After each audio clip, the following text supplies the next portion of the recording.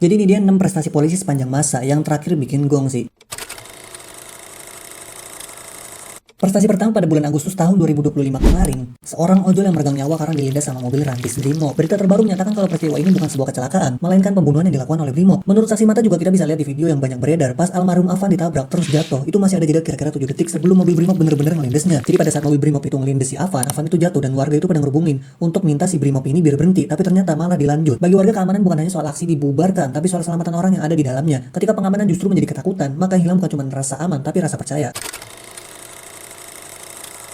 Oke, prestasi yang kedua, jadi sekitar Februari-Maret tahun 2025 kemarin, Kapolres Ngada NTT baru aja menorehkan sebuah prestasi, yaitu positif menggunakan narkoba jenis sabu. Jadi waktu itu Propam Polri lagi ngadain tes urin gitu, dan hasil tes si Fajar ini, yang merupakan Kapolri Ngada NTT, ternyata positif cuy. Terus gak sampai itu aja, ternyata nih orang gak cukup nyabu aja, tapi juga cabul. Jadi dia ini terbukti melakukan asusila ke 3 bocah di bawah umur, dan setannya, tindakan cabulnya itu dijadiin konten dan dikirim ke situs luar negeri. Sakit sini orang, kok bisa sih Kapolres gitu loh, mending nyawin baik kata gue mah. Prestasi yang ketiga, jadi pas bencana Aceh kemarin dari relawan bencana yang membawa bantuan ke arah Tamiang. Nah cuman ada aparatnya yang memberhentikan truk tersebut dengan tujuan melakukan pemeriksaan, khususnya bendera bulan bintang atau GAM tuh. Ternyata ada warga yang melakukan provokasi dan terjadilah gesekan. Nah cuman yang disayangkan di sini adalah kenapa tindakan dari aparat itu selalu represif. Warga pakai atribut biasa, cuman kaos oblong, celana sama sendal paling. Masa kudu nahan lu pada yang lagi pakai atribut sepatu bootnya dengan laras panjang lu itu sih.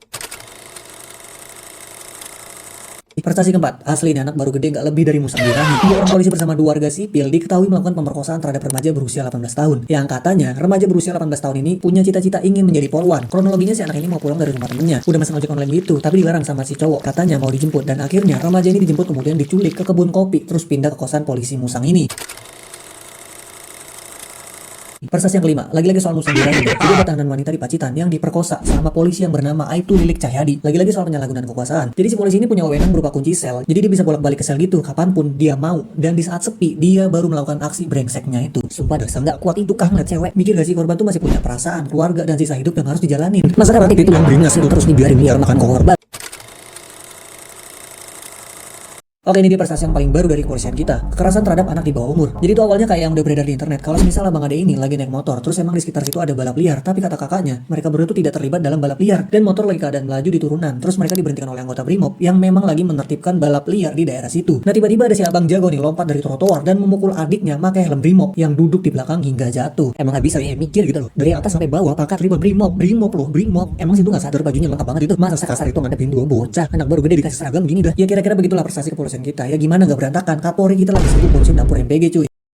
Kami mohon maaf, namun tentunya kami berjanji terhadap hal-hal yang sifatnya mencederai keadilan publik, apalagi yang sifatnya melakukan pelanggaran, maka kami tidak segan-segan untuk melakukan penindakan tegas.